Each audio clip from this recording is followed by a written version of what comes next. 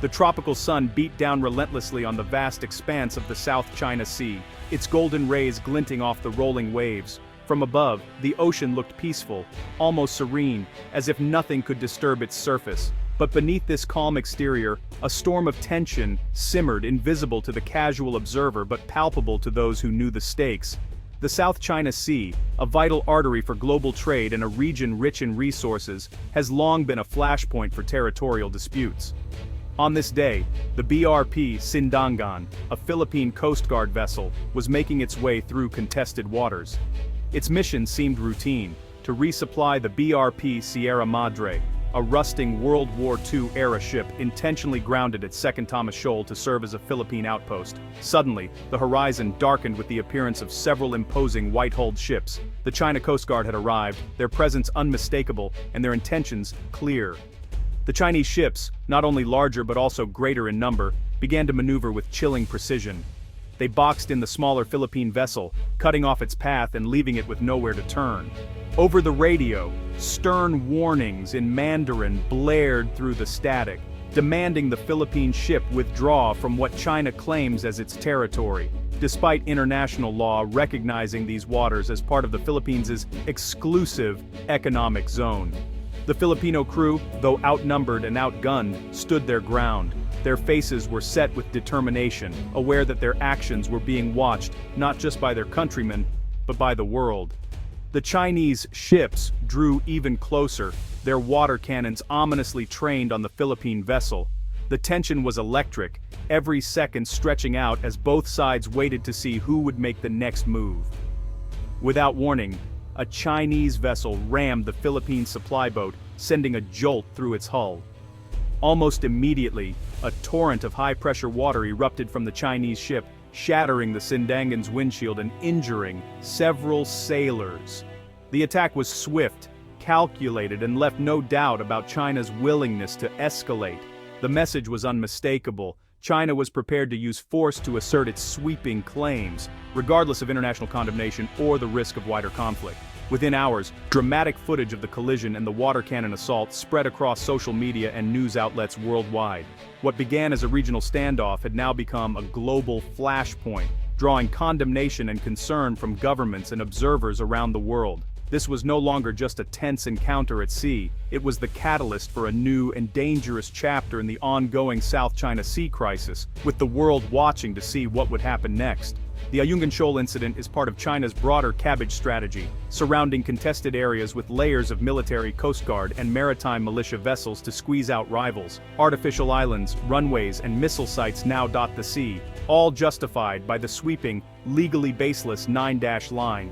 China's maritime militia swarms contested waters, harassing local fishermen and coast guards, blurring the line between civilian and military.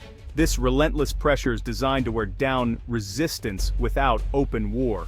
The result, a tense, unstable Indo-Pacific where the rules-based order is under siege. China's goal isn't just territory, it's to rewrite the rules of global governance, one reef at a time. The cabbage strategy is a slow-motion challenge to the international system itself. Behind the headlines, Filipino fishermen pay the price for China's aggression. For generations, these waters have been their lifeblood. Now, they're barred by steel-hulled Chinese ships. Fishermen tell of being chased, their nets cut, their catch seized. Many have abandoned fishing, plunging families into poverty and threatening food security for millions. The loss of traditional fishing grounds like Scarborough Shoal has devastated coastal communities. This is economic coercion, punishing ordinary Filipinos for their government's defiance. Yet, the fishermen's struggle has become a symbol of national resilience. Their courage in the face of danger embodies the Filipino spirit. They are not just defending their livelihoods, they're on the front lines of their nation's sovereignty. In response to the escalating crisis, the arrival of the U.S. Navy in the South China Sea sent a powerful and unmistakable message to the world. The sight of American warships cutting through the waves was not just a show of force, it was a declaration that the United States would not stand by in the face of growing tensions. Aircraft carriers and destroyers from the 7th Fleet sailed in tight formation through these highly contested waters, their presence a direct signal that China's attempts at coercion would not go unanswered. The U.S. Navy's formidable display of power was a clear warning. Any aggressive moves would be met with resolve and readiness. The 1951 Mutual Defense Treaty between the United States and the Philippines was not just remembered, it was reaffirmed with conviction. American officials made it clear any armed attack on Philippine forces, vessels, or territory in the South China Sea would trigger immediate U.S. support. This commitment, forged decades ago, remains unbreakable. The deployment of U.S. warships transformed diplomatic promises into a visible, tangible deterrent. The presence of American sailors on alert, scanning the horizon, made it clear that the U.S. was prepared to back its words with action. For the Philippines, this was more than a military maneuver. It was a strategic and psychological boost. The people of Manila and beyond saw firsthand that they were not alone in this struggle. The alliance was alive, and support was real. The U.S. presence dramatically raises the stakes for Beijing, making any further acts of aggression a far riskier gamble. Every maneuver is now watched, every escalation carries new consequences. But this mission is about more than just alliances or military might. It's about defending the principle of freedom of the seas. The South China Sea is a vital artery for global trade, and its openness is essential for the world economy. By challenging China's sweeping claims, the United States upholds international law and ensures that vital sea lanes remain open for all. The safe passage of goods, energy, and resources depends on these waters staying free and accessible. These warships are both shield and sentinel, protecting not only the Philippines but also the global commons. Their vigilance safeguards the interests of countless nations that rely on these routes. The world is watching closely, and the message is unmistakable. The rule of law must prevail over the rule of force. Every nation, large or small, has a stake in what happens here. The South China Sea is not for any one nation to dominate. It belongs to all who depend on its freedom, and America's ironclad promise is to help keep it that way. The South China Sea is more than just a body of water. It's a global lifeline, a vital artery that keeps the world's economic heart beating. Stretching across Southeast Asia, this sea connects major economies and serves as a crucial passageway for international trade. Every year, nearly 1/3 of all global shipping, cargo worth over $3 trillion, navigates these crowded waters. From oil and gas to electronics and food, countless goods make their journey through these lanes, linking factories in Asia to consumers around the world. Any disruption here, whether from conflict or blockade, could send shockwaves through economies from Asia to Europe, North America, and beyond. The ripple effects would be felt in rising prices, empty shelves, and volatile markets everywhere. China's growing bid to control this strategic artery has set off alarm bells in capitals across the globe, especially in nations like Japan, South Korea, Australia, and even far-off European powers, all of whom depend on these sea lanes for their own economic security.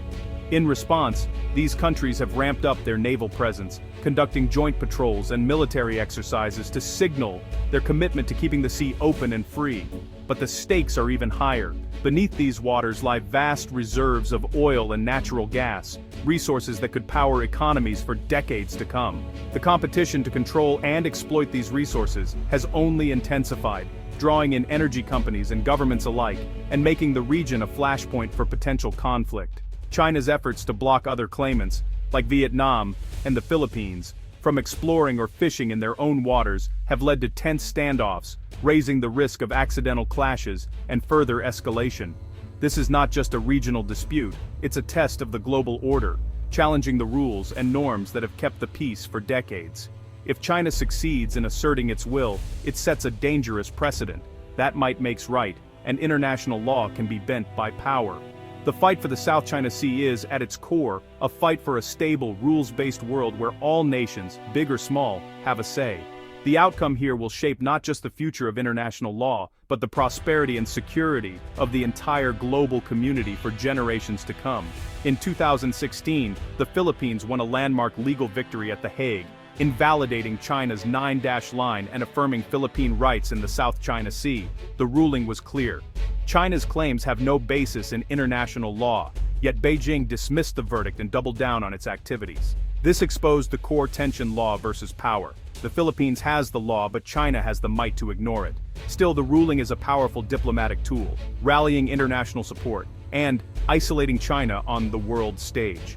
The legal battle may not stop ships, but it shapes the global narrative. Unable to enforce the Hague ruling alone, the Philippines has built a network of alliances, revitalized ties with the US and new security pacts with Japan and Australia, form a collective deterrent. The Enhanced Defense Cooperation Agreement allows US forces to rotate through key sites, boosting rapid response. Joint patrols and military exercises with allies complicate Beijing's calculations. Trilateral and quadrilateral partnerships reinforce the message. The region's security is a shared responsibility. This coalition building is reshaping the Indo-Pacific, countering China's bid for unchecked influence. The goal isn't provocation, it's prevention through unity and strength. The Philippines is no longer standing alone. The Philippines' greatest asset is the resilience of its people. Coast Guard and Navy crews face down larger adversaries with courage and professionalism. Fishermen continue to assert their rights, risking danger to provide for their families. Civil society, journalists, and academics document abuses and rally public support. Strategic transparency, publicizing China's actions, has shaped global opinion and countered propaganda. Alliances provide crucial backing, but it's the Filipino spirit that fuels resistance. Internal fortitude and external support create a powerful synergy. This is a nation determined to defend its sovereignty, whatever the odds. As 2025 draws to a close, the South China Sea remains a defining challenge. This is more than a territorial dispute, it's a contest of principles that will shape the Indo-Pacific's future. The path forward demands vigilance. China's ambitions are unlikely to fade. The Philippines and its allies must maintain deterrence, modernize defenses, and stay united. Complacency is the enemy. Sustained resolve is essential. Domestic unity empowers strong foreign policy, while international coalitions present a front China cannot ignore. Shared values and interests are the alliance's true strength. The world is watching. This is a test of the international community's resolve. By standing together, nations defend not just territory, but the principles of peace and law. The future of the Indo-Pacific will be written here by those who choose vigilance, unity, and freedom.